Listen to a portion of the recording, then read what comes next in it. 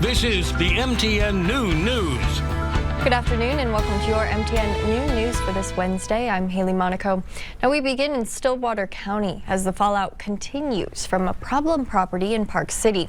The county is stepping in and cutting all sewer lines on the property, even though 2 families are still living inside the complex. Meanwhile, the building's owner and county leaders continue to be at odds with how this sewage situation is being handled. MTN's Hannah Pettiferi has the latest on this ongoing saga. Today, we're in the process of securing a safe work environment to plug off another sewer line. County Commissioner and President of the Park City Water District, Roger Webb, says this moment was years in the making. The homestead apartments reported to be 100 years old, and all the structures on the property have caused problems for the past 2 decades, failing safety and health inspections, including raw sewage leaks. We're in litigation. We were in court on the 13th. He says the county needed to step in to protect their $10 million sewer system. Do I protect 600 residents of Park City or 6 people in the homestead? But owner Gary Whites says he's tried to work with the county to fix the issues, saying he's brought in inspectors from Utah as recently as September. Hopefully he sees that I've made a valiant effort in getting these properties to pass the government required inspections that I had agreed to. A judge is currently reviewing those inspection records, but the county is moving forward. The commissioner tells me that there are 2 families still here at the homestead apartments, one being a set of grandparents with 3 elementary school-aged children and another, a brother and sister, who he says the sister has some form of disabilities, and as of tonight, they will be left with no sewer. But what they do have is a place to go. Owner Gary Whites says he's moved several renters into other properties that he owns and offering rent money back to others. Yes, any rent that they had paid in advance will be returned. In fact, I offered to give that to them immediately so that they could find alternate housing. Time is running down for this property and its residents. In Park City, Hannah Pettiferi, MTN News. This week, Montana's top utility regulators opened a 2-day discussion. The topic, whether to accept Northwestern Energy's proposals for increased gas and electric rates. MTN senior political reporter Jonathan Ambarian has a closer look at the questions they're considering.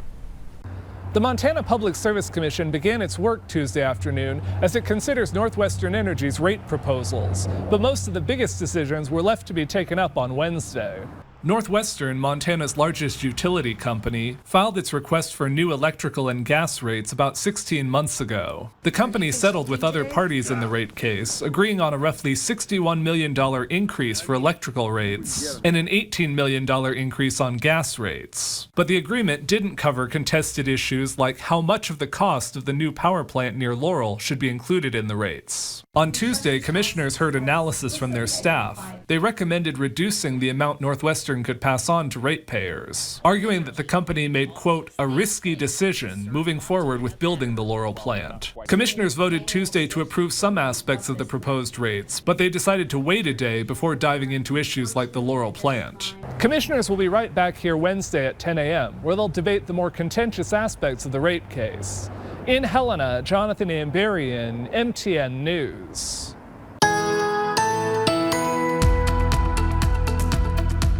Let's take a look at those temperatures across the region, and then some areas seeing a little bit of snow and some rain as we have a little bit of energy jetting through right now. State capital Helena 39, we got 42 in Missoula, 43 in Kalispell, Great Falls at 34, down in Bozeman 45, 35, 10 degrees cooler there in Butte. Billings sitting at 47, 44 over on the eastern side there in Miles City. Down in Cody we're at 54. 53 in Sheridan. Let's talk about the snow. We do have a line of showers, snow showers from Great Falls down to Hamilton, also southern Fergus County. Also have some rain, some moderate rain, Treasure County over into Rosebud. Once this moves out, pretty quiet for the next couple of days. We'll take a look at that forecast and what changes we could see next week coming up here in just a few minutes.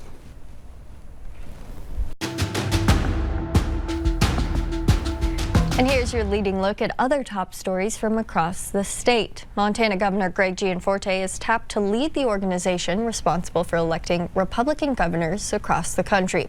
Gianforte will serve as the chair of the Republican Governors Association after spending the past year as vice chair. Now, he says Republican-led states are seeing stronger quality of life, and he's ready to work with President Donald Trump to drive that message nationwide. There are 36 governors' races on the ballot in 2026, though Montana isn't one of them. Half of those contests feature Republican incumbents and the other half Democrats, giving a major role in shaping the national political map. And Governor Gianforte also announced Tuesday that the state of Montana has been approved to receive universal broadband access through a grant program, which will go to underserved communities. The funding comes through the Broadband Equity and Access and Deployment Program. With the approval, now Montana was awarded $300 million in fund grants for 19 service providers and 32 projects, which will serve 68,000 locations across the state.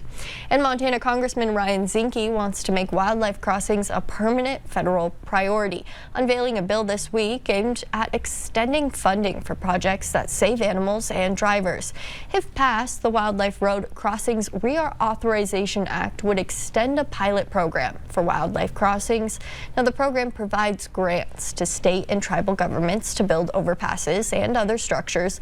The bill would also extend funding through 2031 and offer a 100% federal cost share for projects led by tribal nations. Environmental groups are concerned about how proposed data centers in the Treasure State, including one in Butte, could end up costing utility customers more money. As MTN's John Amier reports, environmentalists across the state are asking the Public Service Commission to step in and prevent that from happening. Environmental groups in Montana have filed a request to the Public Service Commission to see if there would be any impact on the bills that Northwestern Energy customers pay if 3 proposed data centers open up in Montana. We're fighting to make sure that public citizens are not stuck with a bad bill from a bad project. Attorneys with Earth Justice are representing 9 groups requesting the PSC investigate possible impacts the data centers would have on Northwestern Energy customers. The utility received letters of intent from 2 data centers looking to open near Butte and 1 near Billings. The concern is data centers use massive amounts of energy because they store thousands of hard drives in large warehouses. Where's that generation going to come from? Who's going to pay for it?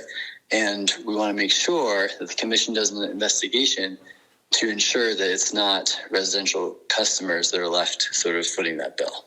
Northwestern Energy told MTN News in an email that Montana should not be left behind in the growing data center industry. New commercial customers with large energy loads, including data centers, will pay their fair share of integration and service costs. Infrastructure investments will ultimately mean larger, more resilient energy systems in Montana. However, new large load customers, such as data centers, will have to pay their cost to integrate with the energy system. A message left with the PSC seeking comment was not answered by deadline. We need facts out in the open, transparency to drive decisions. And we hope the PSC will insist on that, and we hope the city and Northwest Energy will join us in that effort. In Butte, John Amier, MTN News.